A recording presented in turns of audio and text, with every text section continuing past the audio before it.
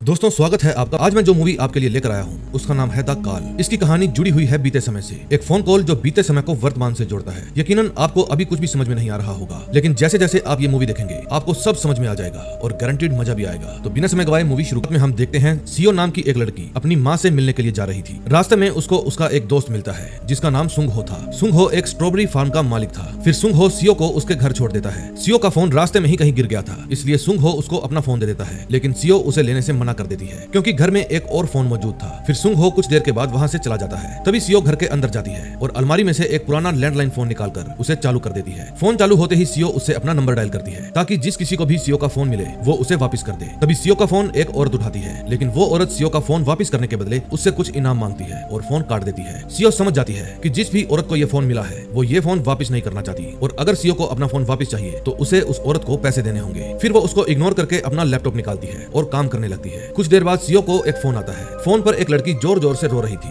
वो लड़की अपनी माँ के अत्याचारों से परेशान थी, लेकिन सीओ को समझ में नहीं आ रहा था कि वो लड़की कौन है। सीओ उस लड़की से पूछती है तुम्हें किससे बात करनी है। जवाब में वो लड़की कहती है कि मुझे सुन ही से बात करनी है। फिर सीओ रॉन्ग नंबर कहकर वो फोन काट देती है। उसके बाद सीओ अपनी माँ से मिलने के लिए हॉस्पिटल जाती है। सीओ की माँ को ब्रेन ट्यूमर था, इसलिए वो हॉस्पिटल में ही रहती थी। फिर सीओ कुछ देर अपनी माँ से बातें शातें करती है, लेकिन बातों बातों में उसकी अपनी माँ से बहस होने लगती है। सीओ अपनी माँ से नाराज थी क्योंकि सीओ के पिता की मौत उसकी माँ के कारण ही हुई थी। फिर हॉस्पिटल से निकलने के बाद सीओ अपने पिता की कब्र पर जाती है। सीओ के पिता की मौत 27 नवंबर 1999 में हुई थी, यानी आज से तकरीबन 20 साल पहले। जब सीओ छोटी थी तभी उसके पिता गुजर गए थे, क्योंकि एक बार सीओ की माँ के कारण घर में आग लग गई थी, जिसमें सीओ और उसकी माँ को तो कुछ नहीं हुआ, लेकिन सीओ के पिता जलकर मर गए। फिर सीओ अपने पिता की कब्र से वापस घर लौट आती है। फिर जब सीओ रूम में जाती है तभी फिर से वो फोन बजता है। इस बार भी फोन पर वही रॉन्ग नंबर वाली लड़की थी। वो फिर से सीओ को सुन ही समझकर उससे बात करती है और कहती है कि मेरी माँ मुझे मार डालेगी। सीओ फिर से उसे बताती है कि ये रॉन्ग नंबर है और फोन काट देती है। तभी रात को सीओ टहलते टहलते अपने घर की एक दीवार के आगे खड़ी हो जाती है। उस दीवार पर सीओ की और उसके माता पिता की तस्वीर लगी थी। फिर सीओ को उस दीवार में कुछ गड़बड़ लगती है, इसलिए वो तस्वीर को हटा देती है और उसे तोड़ने लगती है। वो दीवार खोखली थी और उसके अंदर एक तहखाना जैसा बना हुआ था। फिर सीओ उस तहखाने में जाती है। वहाँ एक पुरानी कुर्सी और कुछ जादू टोने का सामान रखा हुआ था। फिर सीओ ये सब कुछ देखकर घबरा जाती है, क्योंकि जिस डिब्बे में जादू टोना का सामान रखा हुआ था उसी डिब्बे में सीओ की एक डायरी भी रखी हुई थी। डायरी में कुछ लिखा हुआ था और तारीख थी 27 अगस्त 1999। उसी डायरी में सीओ को एक लड़की की तस्वीर भी मिलती है जो 20 साल पहले 26 नवंबर 1999 में खींची गई थी, यानी सीओ के पिता की मौत के ठीक एक दिन पहले।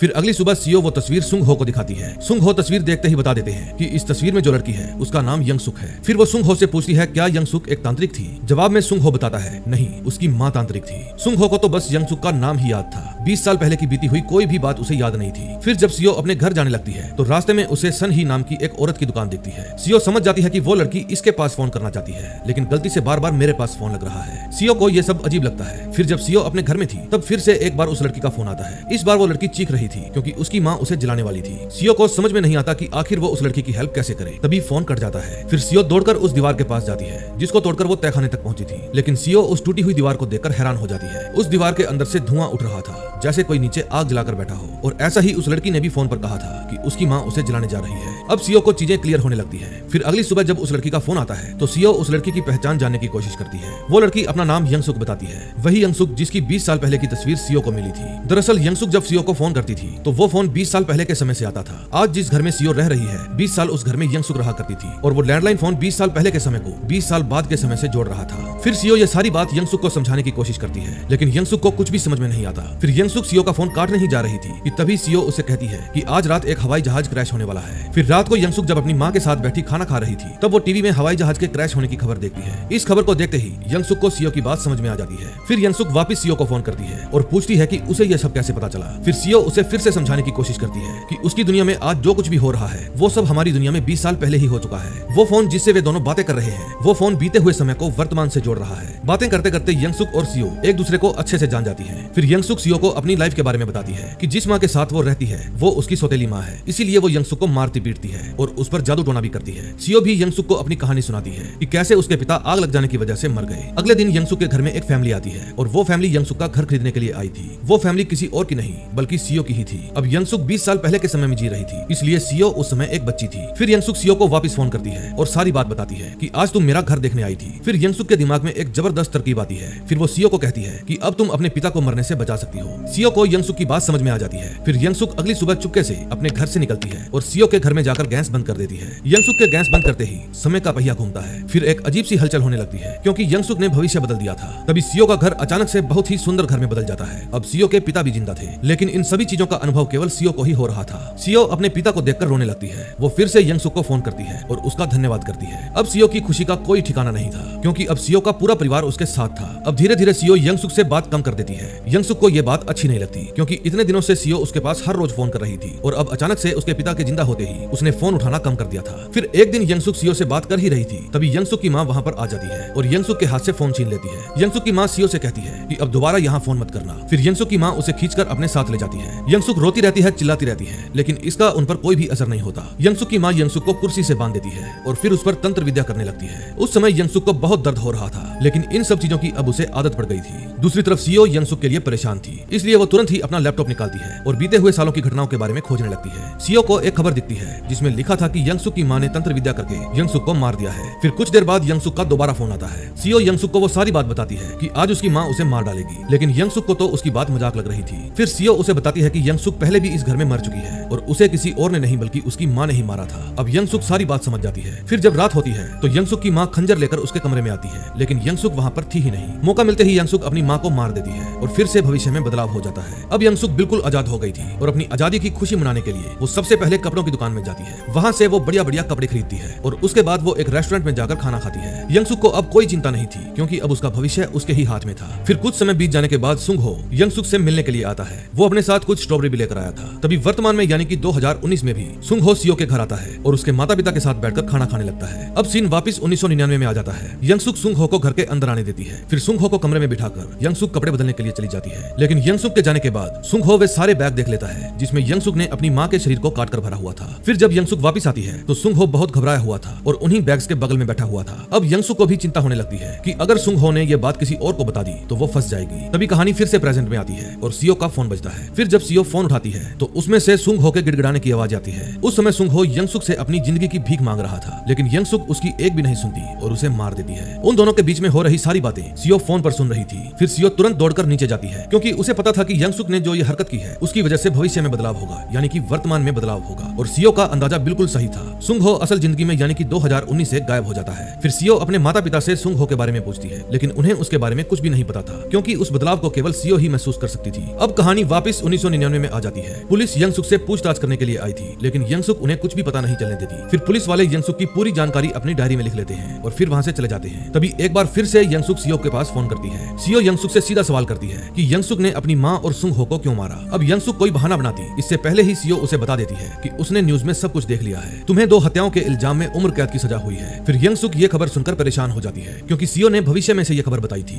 यानी ये खबर सच होने वाली है। फिर यंगसुक तुरंत सीओ से ये पता लगाने के लिए कहती है कि पुलिस को मेरे बारे में किन सबूतों के जरिए पता चला। ये बात सुनकर सीओ तुरंत फोन काट देती है क्योंकि अब वो एक खूनी को बचाना नहीं चाहती थी। फिर यंगसुक दोबारा सीओ के पास फोन करती है और उसे गालियां देने लगती है क्योंकि यंगसुक ने ही सीओ के पिता की जान बचाई थी और आज जब सीओ की हेल्प करने की बारी आई तो वो पीछे हट रही है। फिर यंगसुक परेशान होकर बैठ जाती है क्योंकि उसे पता है कि पुलिस कभी भी यहाँ पर आ सकती है। तभी कुछ देर बाद यंगसुक के घर में चाइल्ड सीओ और उसके पिता आते हैं। वे यंगसुक से उसकी माँ के बारे में पूछते हैं क्योंकि आज 11 बजे उनकी प्रॉपर्टी की डील होने वाली थी। तभी यंगसुक के दिमाग में एक जबरदस्त तरकीब आती है। वो बहाने से सीओ और उसके पिता को घर के अंदर बुलाती है और वहीं पर बैठ जाने के लिए कहती है क्योंकि 2019 वाली सीओ ने यंगसुक की हेल्प करने से मना कर दिया था, इसलिए वो ये तय करती है कि वो 1999 में सीओ के पिता को मार देगी। 2019 में सीओ के पिता उसे कार चलाना सिखा रहे थे। उस दिन सीओ बहुत खुश थी, लेकिन अचानक से सीओ के पिता और वो कार दोनों ही गायब होने लगते हैं। फिर सीओ जोर जोर से चिल्लाने लगती है, लेकिन सीओ के पिता गायब हो जाते हैं और इसका कारण यंगसुक होती है क्योंकि 1999 में यंगसुक ने सीओ के पिता को मार दिया था। फिर सीओ भागती हुई वापस घर आती है और यंगसुक से बात करती है। सीओ फूट फूट कर रोने लगती है क्योंकि यंगसुक ने ही उसके पिता को बचाया था और कुछ पल की खुशी देने के बाद यंगसुक ने वापस उससे वो खुशी छीन ली। फिर यंगसुक सीओ को धमकी देने लगती है क्योंकि 1999 में चाइल्ड सीओ भी यंगसुक के ही पास थी। यंगसुक सीओ से कहती है कि पता करो वे कौन से सबूत हैं जिनके जरिए पुलिस मुझ तक पहुंच गई। फिर सीओ उस धमकी से डर जाती है क्योंकि अब यंगसुक के हाथ में ही उसका भविष्य था। फिर सीओ इंटरनेट पर यंगसुक के बारे में पता करने लगती है। इंटरनेट से सीओ को पता चलता है कि यंगसुक ने जिस चाकू से अपनी मां को मारा था वो चाकू एक कबाड़ी वाले के हाथ में लग गया था।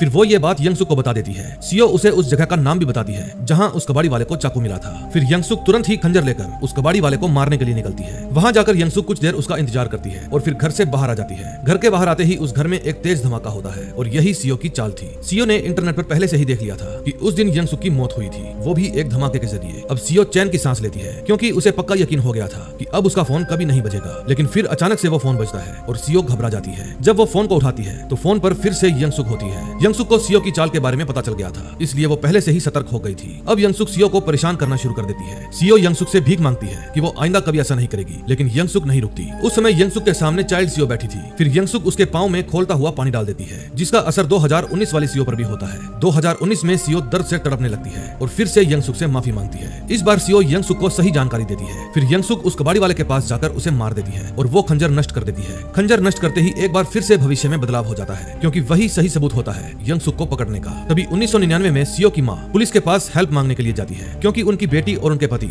यंगसुक के घर गए थे और फिर वापस नहीं लौटे। सीओ की माँ एक पुलिस वाले को लेकर यंगसुक के घर जाती है। अब एक तरफ तो 1999 में सीओ की माँ और पुलिस वाले यंगसुक के घर जाते हैं और दूसरी तरफ 2019 में यंगसुक असलियत में आ जाती है। 1999 में यंगसुक ने वो खंजर जला दिया था, जो एकमात्र सबूत था उसे पकड़ने का। इसी वजह से यंगसुक को जेल नहीं हुई और यंगसुक 2019 में भी जिंदा है। सीओ ये सारी खबर पहले ही देख लेती है, इसलिए वो 2019 में अपनी माँ को फोन करके बता देती है कि उसकी जान खतरे में है। यंगसुक उन्हें और पुलिस वाले दोनों को ही मार देगी। जिस वक्त सीओ अपनी माँ से बात कर ही रही थी, तभी वहाँ पर यंगसुक आ जाती है और उसके सिर पर वार कर देती है। सीओ और यंगसुक के बीच में हाथापाई होने लगती है और सीओ भागकर ऊपर वाले कमरे में छुप जाती है। दूसरी तरफ 1999 में यंगसुक उस पुलिस वाले को मार देती है और उसके बाद वो सीओ की माँ को मारने के लिए आगे बढ़ती है। फिर सीओ की माँ और यंगसुक के बीच में हाथापाई होने लगती है और सीओ की माँ यंगसुक को लेकर नीचे कूद जाती है, जिसकी वजह से उन दोनों को गहरी चोटें आती है और दोनों ही बेहोश हो जाती है। 1999 में यंगसुक के नीचे गिरते ही एक बार फिर से भविष्य में बदलाव होता है। 2019 में अचानक से यंगसुक सीओ के पास से गायब हो जाती है। इस बात से सीओ को थोड़ी हैरानी होती है। फिर वो दौड़ती हुई अपनी माँ को देखने के लिए जाती है, लेकिन उसकी माँ उसे कहीं भी नहीं मिलती।